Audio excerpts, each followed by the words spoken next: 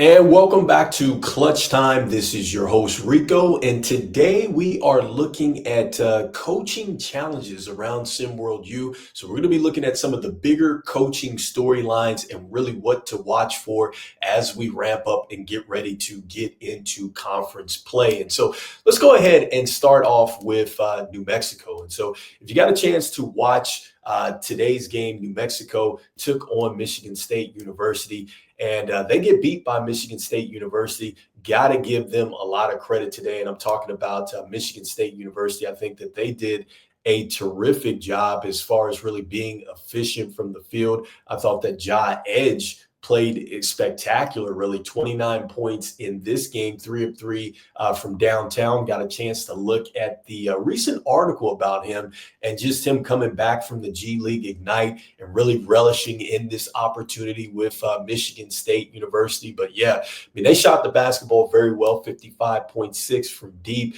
Meanwhile, you had New Mexico who struggled. But on top of that, I mean, the rebounding advantage for Michigan State in this one, 39-37.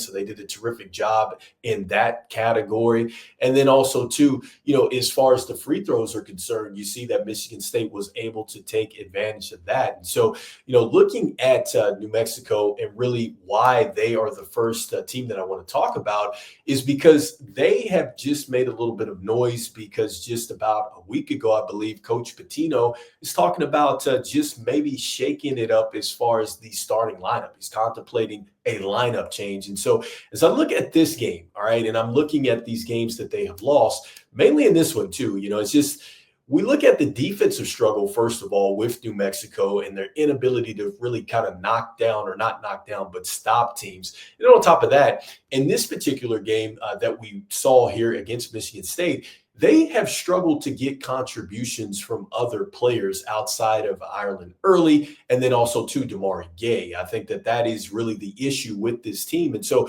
when you're talking about contemplating a lineup change, I just wonder, where are you going to get this combination? Like, what combination is going to really push this team over the top or get it pushing in the right direction? Because when you have teams or you have players, like Taz Cooper, who struggles shooting 1 of 15 today. You have Whitford. He only shot 3 of 10. I don't necessarily think that a lineup change is going to help this team. In fact, they had 21 turnovers in this game at Michigan State. And so those seem like issues where I think it's something where you get back into the basics. Maybe you get some hard practices, you get back into the principles, because I don't know if it's necessarily time to maybe push the panic button and start to try to get a different combination in the starting lineup. I don't think that that's necessarily going to be the case for New Mexico.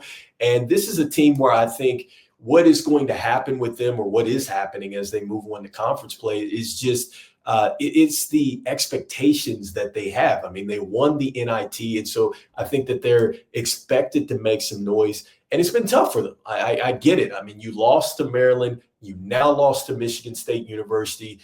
Maybe they're going to drop out of the rankings. I guess we'll see what happens. But I think it's more so the expectations. And I think it's a lot of different things that they need to clean up, I think, as a team before they start to think about the starting five. So next up, another team that I want to talk about, and this team has really been constant, I think, in the news feed, and it's the University of Houston. I mean, I've talked about this several times.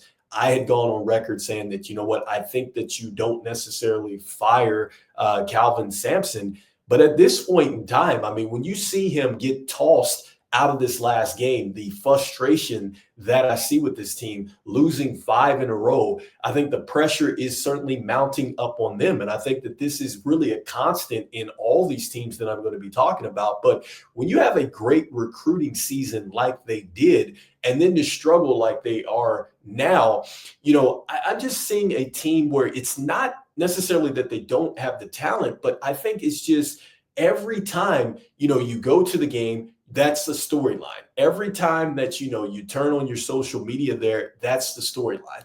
Probably, when you're just hearing people in the halls talking, that's the storyline. And so I think that that really is starting to really weigh on Houston. And I just think at some point in time, like, I don't necessarily think that the school is going to move on from Calvin Sampson. In fact, I think the report that came out saying that, maybe Calvin Sampson is going to maybe part ways with them at the end of the year, maybe. But I just think that now, with just the way that they've struggled, the frustration that I saw on Coach Sampson's face, maybe it is time for him to walk away. Does he walk away before the season ends? I think that this is certainly a storyline to look at, but I think maybe they might need maybe a change at the head coaching spot in order to get this thing right. So next up, I wanted to talk about the University of Nevada and what is really going on with them. And so, look, he says that coach says we're at a crisis point. We can only score 9 points in a half, and we can't look ourselves in the mirror and say we're a good basketball team right now. And so that is very interesting to hear, especially when you're talking about Coach Steve Alford. Steve Alford, who played for Coach Bobby Knight in Indiana, also played in the pros, coached very well at UCLA, coached up Lonzo Ball in college, as a matter of fact. But, man, I just think once more here, you got the expectations with them really just mounting up here in the Mountain West. And look, they lost in the first round to a tough Iowa team last year. And I just think, with the breakneck pace that they play with at this point in time, I think maybe that might be wearing on them a little bit. And so I think for them, maybe it is the time to really just try to figure out, what is going to be best with this basketball team, because at 6-10, you're sixth in the conference. You got two teams that are ranked. It's not going to get any easier in conference play. Is it time for Coach Steve Alford maybe to simplify some things, right, with what he has? Because this team certainly shouldn't be where it is right now. And it's not a good sign to hear when your coach says literally we're at a crisis point. And so I think that that is certainly something to watch for. But that's what I would do. I think that they seriously need to go back, and then they need to like literally, kind of readjust some things and move forward. And so next up, Ohio State University. And so with Ohio State University, look, I just watched them take a tough loss to VCU last week. I thought that was very interesting to see. But look, the Big Ten was one of the best conferences in SimWorld U last season. And then when you hear the coach saying, I'm not sure what team, we are game to game, we need to figure out, just before we get into conference play is here, like what type of team we are. And so that's tough when you're talking about you don't really necessarily trust the identity of your team. And so you're going into conference play. I mean, there's still a lot of time left. And I'm not sure that there's necessarily a practice that you can find that in. I don't know if there's a film study where you can find that. But when your coach is talking about just an identity, really, that really worries me, when you're talking about this, because I think OSU, that's something where if you have a confidence issue going into conference play, I think that could certainly hurt this team as they move forward. And lastly, I wanted to talk about Georgetown and that situation. And so I know we talked about it briefly about, Keith Singleton kind of getting into it with Ed Cooley.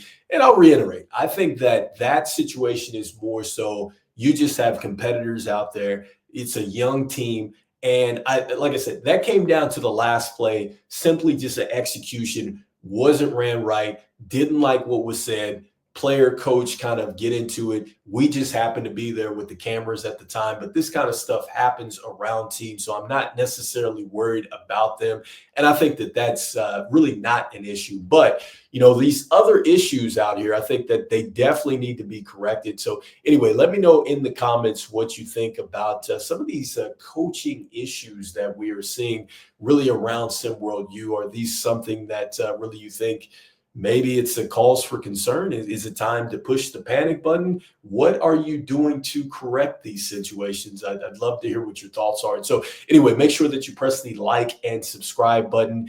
It definitely helps us out here. And make sure you check out the rest of the network here on SWTV, as we have a lot of great shows that are playing here daily. And so as we always say, see the game, be the game. I'll see you on the next one. All right, peace.